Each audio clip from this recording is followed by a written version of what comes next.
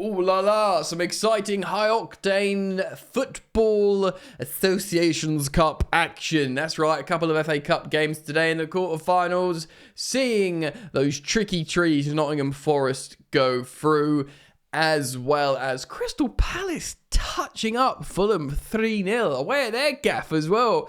So I want to react to that today, talk about it.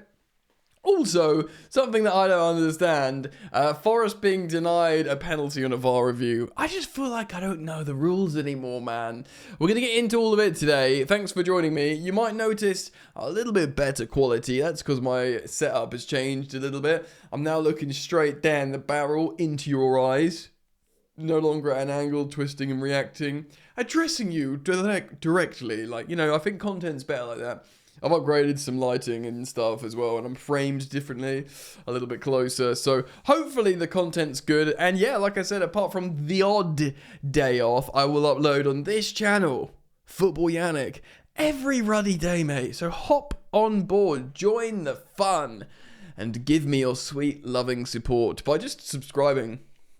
Join the fun. Subscribe to this channel, Football Yannick.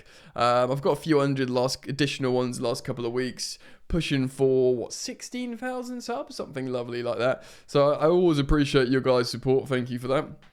Let's start off with the muggy little seagulls, Brighton and Hove Albion versus those tricky trees. Yeah, bro. So this was interesting. Of course, they played not too long ago. Brighton lost 7-0. And then famously, Hertzler burnt those tactics on the training ground in front of his players, saying, I'm never going to do this again. And since my mob visited their gaff, Chelsea went to their place in 2 competitions consecutive, and they slapped us up both games, and they went on a massive tear, winning ever since. So Brighton are in scintillating form. A little bit of rotation, certainly from Forest. They didn't start. Of course, Wood is unavailable, so Anwani goes in up top as a striker, and he didn't start Hudson. There's no Wood, no Hudson-Odoi, and no Alanga either. Dominguez and Danilo start. So really some interesting rotation from Nuno Espirito Santo, but their man did come in later. Really strong side from Brighton, pretty much their Premier League team it looks like. Verbruggen in goal, Estepinian, Webster, Henshaw-Wood, and Van Hecke. You'd have to say he's one heck of a defender. I'm so sorry, and I will not do that joke again. Baleba in midfield, Rutter, Matoma, Minter, Welbeck, Drop, Pedro, loads of other big names. So I went very strong. They'll be frustrated as well. Bearing in mind they're at home, Brighton, they would have felt like this is an opportunity. Brighton, of course, the 2 teams in the other game, Palace, Fulham, and indeed Bournemouth, never won a major trophy. Correct me if I'm wrong. Of course, Forest have. In fact, they've won 2 Champions League. So Forest have got prestigious and successful history behind them. Brighton will feel frustrated though. They would have backed themselves to win this game at home against Forest. A Forest of pragmatic, a reactive side, and that's not in any way a criticism because it ruddy works, mate. Do you know what I mean? And they've been excellent. They've surprised everyone. I personally think Nuno is manager of the season over the likes of Arne Slot and I don't know, Andoni Iraola. I think they've fallen off a little bit, but yeah, for me it's got to be Nuno. He's been so impressive. So let's talk about this. There was a penalty given against Brighton. It was, who was it who got tackled? Was it Yates? Who's number 8 for Forest? I can't remember exactly what player it was, but it was a Mitoma slide tackling. And is it Dominguez? Apologies. Anyway, the Forest player is in the box. Mitoma comes sliding in to tackle him. He doesn't get the ball and doesn't get anywhere near the ball. But what does happen, the follow through from him sliding on the turf underneath his shoulder, his armpit, essentially he takes out the Forest player, drags his foot out, which clears him out. Now, it doesn't matter if you intend on doing something or not. If you don't get the ball and you go sliding in like that, and part of your body just takes out the attacking player, for me, that is a penalty. And the referee gave it as a penalty. And even if for some reason you might think it's not, I don't think it's a clear and obvious error for VAR to intervene. And because the VAR did intervene, suggested a non-field review, I believe they call it, he goes over and he changes it because that's what they do 99% of the time. Now, you correct me if I'm wrong in the comments and say, yeah, that's not a penalty. Because it's not like he was looking to plant his foot in Matoma's armpit, knowing that it would take him out, because he's looking at the ball and his foot's there and he just gets it dragged out underneath him. Like, for me, it's just a penalty. Like, I'm a bit confused, so let me know what you think down in the comments of that. But of course, it wasn't given. Didn't matter in the end because Forest take it all the way into penalties after stoppage. There was a couple of misses from both sides, actually. Hinchelwood initially, but then Nico Williams skies it. So Hinchelwood has a save. Nico Williams just off target. For me, there's no... I mean, I say that as criticising. I'd absolutely brick myself taking a penalty in a shootout. But generally, the one thing you got to do is just hit it on target, a penalty. When you just don't even hit it on target, it's very, very poor. But fortunately for Nico Williams of Nottingham Forest, Gomez sees his penalty saved by Matt Sells. Forest fans have got an excellent... Both goalkeepers are quite decent, aren't they, for Brighton and Sells?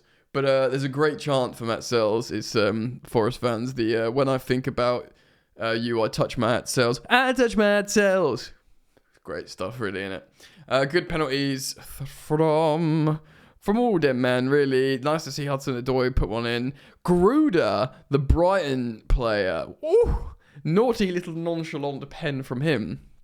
So, Forest are through. I just want to speak about also pretty much Crystal Palace, who went away to the Cottage, the fierce fortress of the Fulham Football Club Cottage. And, yeah, man, 3-0, a beautiful goal from Eberechi Eze. He gets a lovely assist as well for Ismail Assar. And who else scores? Nketiah off the bench for Mateta. So Mateta started for the first time since nearly getting his ear ripped off. So he's wearing headgear. He didn't do much, but... you know, sort of there knocking about, occupying defenders, etc. Adam Wharton... obviously demonstrating he's an amazing ball-playing central all-action midfielder next to Jefferson Lerma, Munoz and Mitchell, great wing-backs. Good defenders, Lacroix, Guerhi, of course, Richards and Henderson, very serviceable goalkeeper. I mean, it's a strong Fulham side. Leno, of course, it's pretty much their full strength. Robinson, Bassi, Anderson, Castagna, Sanderberg and Lukic in midfield. Willian, Pereira, Iwobi and Muniz. You know, all playing all the hits off the bench as well. Kearney, Raul Jimenez, Sessegnon, Adama Traore, and Emile Smith-Rowe. Maybe some Fulham fans will tell you that Smith-Rowe should have started. But, you know, a quality Fulham side at home. And generally, this season, Fulham have been, like, lauded for playing well and often not always getting the results that they deserve. You know, Fulham fans and certainly some neutrals... we'll tell you that as well. But yeah, Marco Silva will be... He will be fuming. He will be fuming that at home against a Palace team that, yes, they've turned around their fortunes a little bit. They're now in form. But he'll be feeling like... yeah, they should have done better than that. Absolute massive shout out to Crystal Palace, Oliver Glasner's team. Not only did they score great goals and Eze was magnificent, but off the ball, out of possession... they completely nullified Fulham. A Fulham that can score goals, and it was just really tactically brilliant. Like, kind of reminded me of when Oliver Glasner came in arse end of last season, did really well, and then sort of went off the boil for a while, a long time this season. But, yeah, only 29% of the ball, Palace, away from home, but very reactive. They still managed 8 shots to Fulham's 16, but I don't think the value of shots are very big at all, and they kind of played, in many ways, a perfect game, a reactive game, a clinical game, and ultimately, a winning and qualifying game from Oliver Glasner's Eagles. Yeah, incredible, bro. Like, really impressive, and look, again, Palace have got an opportunity, really, here, to win, because obviously tomorrow there's Villa and Preston. Villa are still thinking about trying to do well in the Prem. They're still in Europe, and Preston, I'll be very surprised if they win the FA Cup. Not that I'd have anything against it. And then let's be real. Everyone who's not a Man City fan are hoping Bournemouth do it, and if Man City get eliminated by Bournemouth, it's a lovely old job. Anyone who is going to be exciting, no matter who wins the FA Cup. Even if an Aston Villa do, which would be like because they've won again a European Cup themselves and they've won trophies before, so they'll be the next boring. But even that would be really exciting. We all want to see like a Palace or a Forest have won trophies, but just someone who's not won anything before will be real fun. Anyway, let me know what you think. Thanks for hanging out with me here today. Remember, daily uploads, reaction to football stuff here on Football Yannick. So I'll thank you for liking and subscribing. Do keep it locked, mate. And I hope to see you back here. Very, very soon. All right, peace.